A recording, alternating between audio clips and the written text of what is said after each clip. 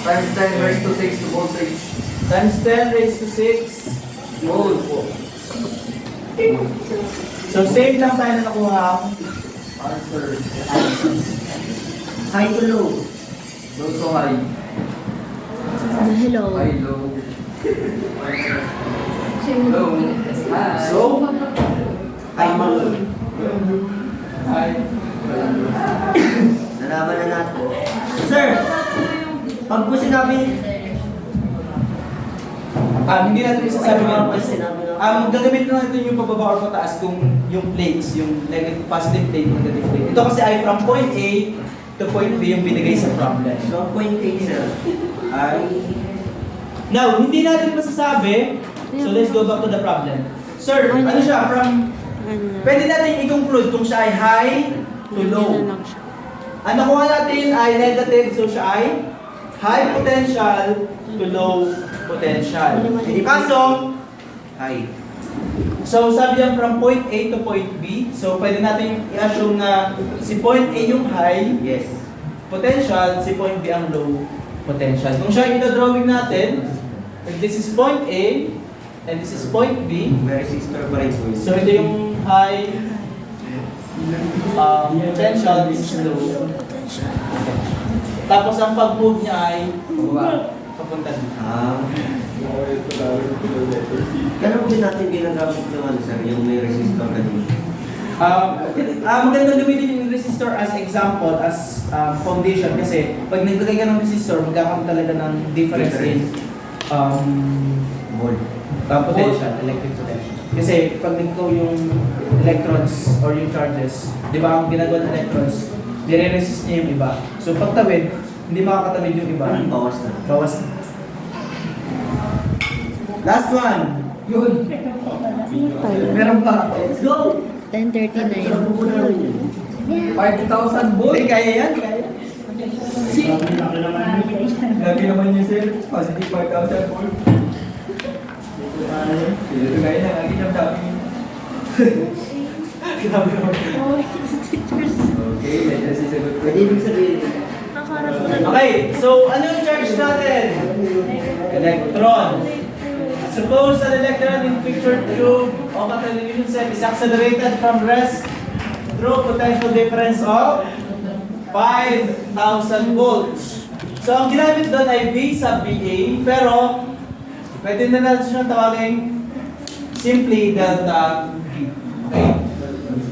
Kasi binigay na naman directly yung potential difference. So we have 5,000 volts. Tapos, ang ating charge ay electron, kaya negative 1.6 times 10 raised to negative 19. 18. Ang hinahanap pala dito ay change in Potential energy. hindi negative lang yun, sir. Yung iba, no? Ay, iba na. negative din. Wala pala. Are you sure? Wala pala, sir. Double check muna natin. Tama ba yung dalawang given? Ang ating charge ay electron, so negative. So dapat ito ay positive. So, tama. Oo naman.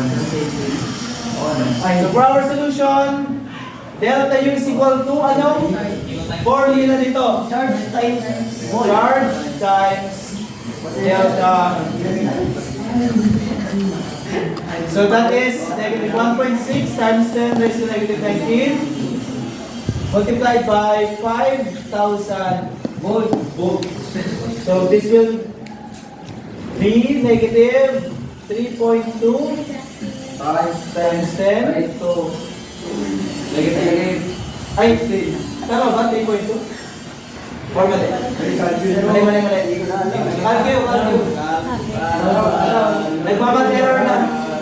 Wala siya ako. Negative 8 Sino ba siya na? is to negative 16. Anong unit nito?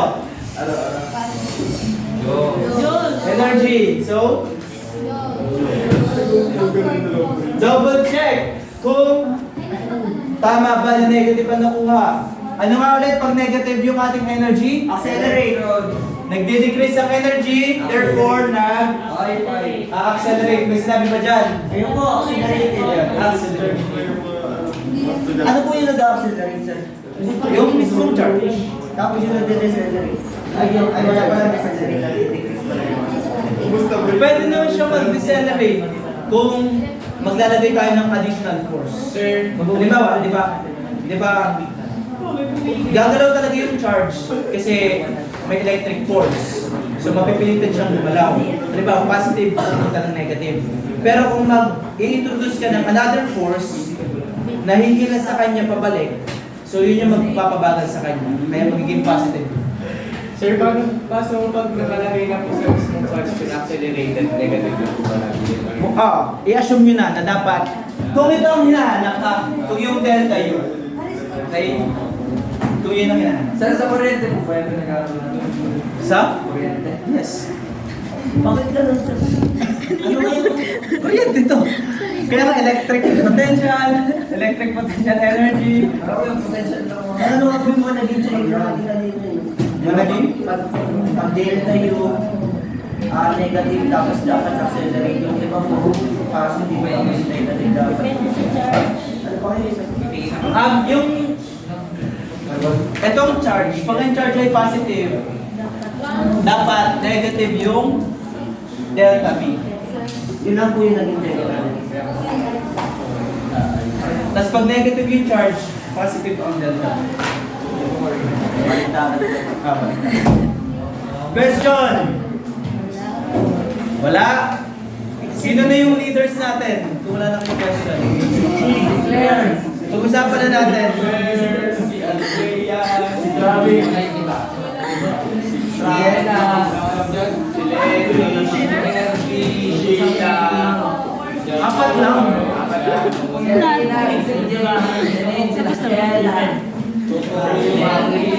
Ganito, don't worry kung talagang wala pa kayong background or hindi nyo pa nararanasan gumamit ng breadboard or makapaggawa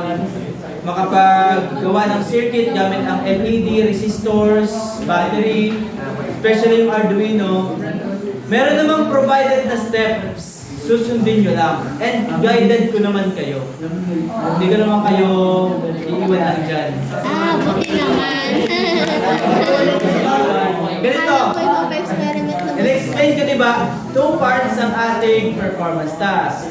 First part, dito sa room. Sasanayin nyo yung sarili nyo, ano yung paano buuin yung circuit, saan nakakonect yung ganitong terminal. Okay? Yung may dalawang terminal kasi yung LED, yung anode and cathode. Positive and negative. Saan mo siya i-connect? Mga ganon.